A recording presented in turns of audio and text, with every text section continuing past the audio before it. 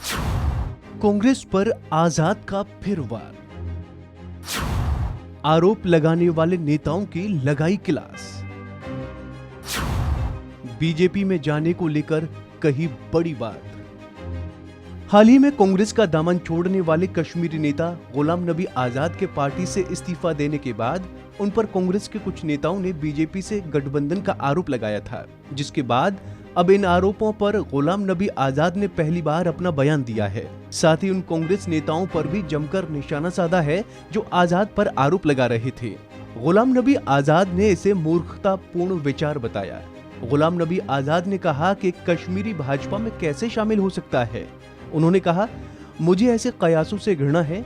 दरअसल आपको जानकारी हो कि कांग्रेस छोड़ने से पहले आजाद ने पार्टी की अंतरिम अध्यक्ष सोनिया गांधी के नाम पूरे 5 पन्नों का इस्तीफा लिखा था, जिसमें उन्होंने कई मुद्दों पर सवाल उठाए थे। आजाद के इन्हीं आरोपों पर कांग्रेस के कुछ नेताओं ने उन पर बीजेपी के साथ गठबंधन करने का आरोप लगाया था, जिसका अब गुलाम नबी आजाद ने उत्तर दिया है। दरअसल डेक्कन हेराल्ड की रिपोर्ट के मुताबिक आजाद ने अपने एक बयान में कहा है कि मैं अपने कॉलेज के दिनों से इस पार्टी का हिस्सा रहा हूं। मैं कभी बीजेपी में शामिल नहीं होऊंगा। मैं कश्मीर चुनाव के लिए अपनी पार्टी बनाऊंगा। उन्होंने कांग्रेस के नए नेताओं को चापलूस करार देते हुए कहा कि वरिष्ठ नेताओं का अनुभव राहुल गांधी के लिए कोई मायने नहीं रखता। इसके साथ ही उन्होंने कहा कि पार्टी को भारत जोड़ो के बजाय कांग्रेस जोड़ो अभियान शुरू करना चाहिए।